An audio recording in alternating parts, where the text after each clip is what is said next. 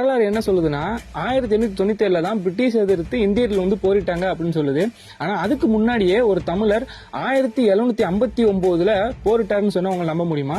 So அவரை பத்தி இந்த வீடியோல பார்க்கலாம். இந்த வீடியோல சொல்ல போறது உங்களுக்கு பிடிச்சிருந்துச்சுன்னா மறக்காம ஐடியா ஃபாலோ பண்ணிக்கோங்க. நம்ம இப்ப பேச போறது அழகுமுத்து கோன் அவர்களை பத்தி தான். இவர் வந்து 1750 தன்னோட 22வது வயசுல தூத்துக்குடி மாவட்டத்தில் இருக்கிற கட்டாலங்குளம் அப்படிங்கிற பகுதிக்கு அரசரா நியமிக்கப்படுறாரு. சமயத்துல தான் பிரிட்டிஷ்காரங்களுக்கும் பிரெஞ்சுக்காரர்களுக்கும் இடையில போர் வந்து அதிகமா நடந்துகிட்டு இருக்குது. சோ அதனால பிரிட்டிஷ்காரங்களுக்கு வரி தட்டுப்பாடு ஏற்படுது, அதாவது நிதி தட்டுப்பாடு ஏற்படுது. அதுக்காக தமிழ்நாட்டில் இருக்கிற தென் மாவட்டங்கள்ல வரி வசூலிக்க பிரிட்டிஷ்காரங்க வந்து முடிவு பண்றாங்க. சோ அதுக்காக இந்த வரியெல்லாம் வசூலிக்கிறதுக்காக கான் சாஹிப் அப்படிங்கிற ஒருத்தர் நியமிக்கிறாங்க. கான் சாஹிப்பும் நம்ம தமிழர் தான், ஆனா பிரிட்டிஷ்காரங்களுக்காக வேலை பார்த்துட்டு இருந்தாரு. இப்படி இருக்கிறப்ப கான் சாஹிப் வந்து ஒவ்வொரு தென் மாவட்டத்தில் இருக்கிற ஒவ்வொரு அரசர்கிட்டையும் வரி கேட்கும் போது அவங்க வந்து கான் சாஹிப்புக்கு பயந்து வரியை கொடுத்து அவங்ககிட்ட தலை வணங்குறாங்க. இப்படி கான் சாஹிப் வந்து ஒவ்வொரு தென் மாவட்ட அரசர்கள் கிட்ட வரி கேட்டுட்டு இருக்காரு.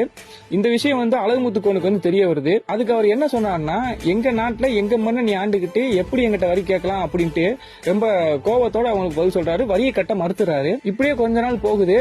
அழகுமுத்து கோனும் அவனோட படை வீரர்களும் போர் பயிற்சிக்காக பெத்தநாயக்கனூர் அப்படி கோட்டையில பயிற்சி எடுத்துக்கிட்டு அங்கே ஒரு நாள் இரவு தூங்குறாங்க. இந்த வாய்ப்பை பயன்படுத்திக்கிட்ட கான் சாஹிப் என்ன பண்றாருன்னா, இரவு நேரத்துல அவங்க தூங்குறத பார்த்து அந்த கரெக்டா ஒரு 2 to 3 மணி அந்த நேரத்துல தன்னோட படைகளை அட்டாக் பண்ண வைக்கிறாரு. தூங்கிட்டு இருந்த நேரத்துல அட்டாக் பண்ணதுனால அழகுமுத்து கோனாலையும் அவங்களோட படை வீரர்கள் 248 வீரர்களாலையும் அந்த போர்ல வெல்ல முடியல. சோ இதனால அழகுமுத்து கோனையும் அவரோட 6 தளபதிகளையும் மொத்தம் 248 வீரர்களையும் கான் சாஹிப் வந்து சிறைப்பிடிச்சு சங்கிலியால பிரிட்டிஷ்காரங்கிட்ட இழுத்துட்டு கொண்டு போறாங்க. பிரிட்டிஷ்காரங்க அழகுமுத்து கோனை பார்த்து, நீ எங்களுக்கு கரெக்டா வரி செலுத்தணும், எங்கிட்ட வந்து இப்படிலாம் எங்களை எதிர்த்து போர் புரிஞ்சதுக்கு நீ மன்னிப்பு கேட்கணும், அப்படி நீ மன்னிப்பு கேட்டா நான் உன்னை உயிரோட விட்டுறேன் அப்படின்னு சொல்றாங்க.